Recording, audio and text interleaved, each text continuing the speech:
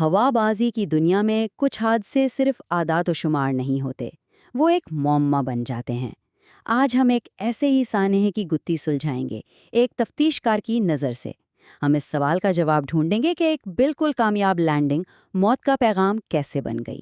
ذرا تصور کریں، 19 اگست 1980 کی شام، ریاض کا ایئرپورٹ، ایک جلتا ہوا طیارہ رن وے پر اترتا ہے۔ پائلٹ نے کمال مہارت دکھائی اور طیارے کو بحفاظت زمین پر اتار لیا۔ پہلی نظر میں یہ ایک معجزہ لگ رہا تھا۔ اس طیارے پر عملے سمیت 301 افراد سوار تھے، 301 زندگیاں۔ لیکن پھر وہ ہوا جس کا کوئی تصور بھی نہیں کر سکتا تھا۔ ایک دل دہلا دینے والی حقیقت سامنے آئی۔ اس کامیاب لینڈنگ کے باوجود جہاز میں موجود کوئی ایک شخص بھی زندہ نہیں بچ سکا۔ اور بس یہی وہ سوال تھا جس نے ہماری پوری تفتیش کی بنیاد رکھی۔ ایک ایسی لینڈنگ جس میں سب کو بچایا جا سکتا تھا، اس میں سب کی موت کیسے ہوئی؟ آئیے شواہد کی دنیا میں قدم رکھتے ہیں اور اس معاملے کو حل کرنے کی کوشش کرتے ہیں۔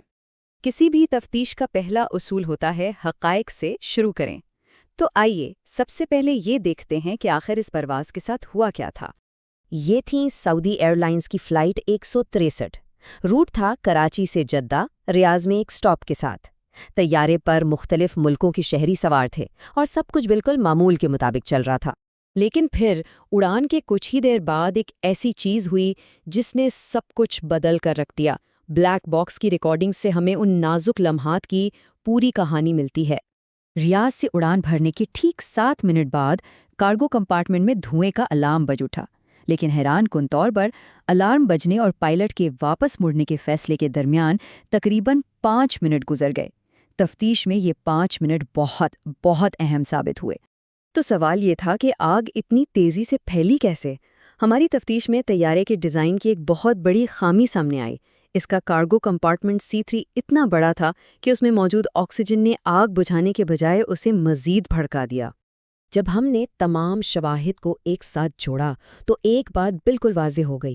یہ سانحہ کسی ایک غلطی کا نتیجہ نہیں تھا، نہیں، بلکہ یہ غلطیوں کا ایک پورا سلسلہ تھا، جیسے ایک زنجیر کی کمزور کڑیاں جو ایک ایک کر کے ٹوٹتی گئیں۔ اس زنجیر کے 4 اہم کڑیاں تھیں۔ پہلی، آگ کا ذریعہ، جو غالباً مسافروں کے سامان میں موجود غیر قانونی بیوٹین گیس کے چولہے تھے۔ دوسری کڑی، طیارے کے ڈیزائن کی وہ خامی جس کا ہم نے ذکر کیا۔ تیسری، عملے کا بہت تاخیر سے رد عمل۔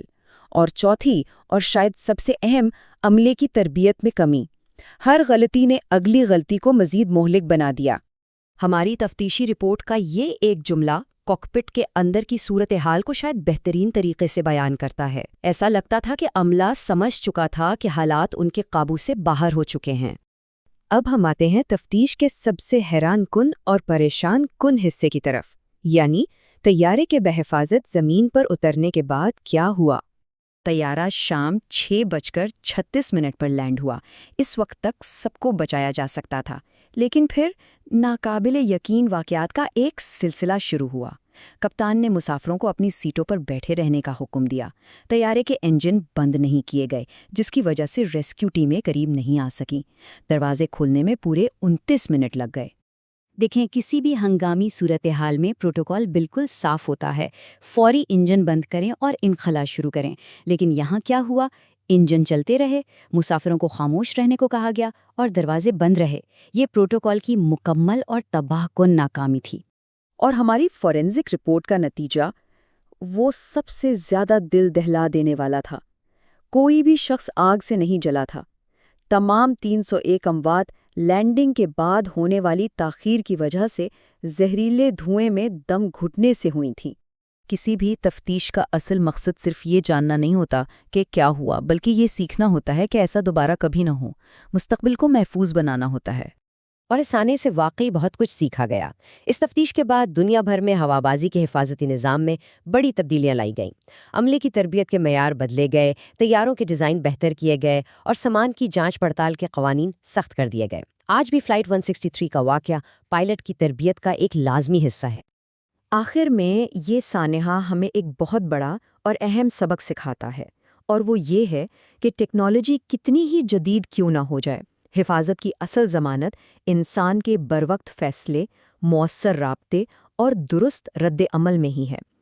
یہ ایک ایسا سبق ہے جسے ہوابازی کی دنیا کبھی فراموش نہیں کر سکتی۔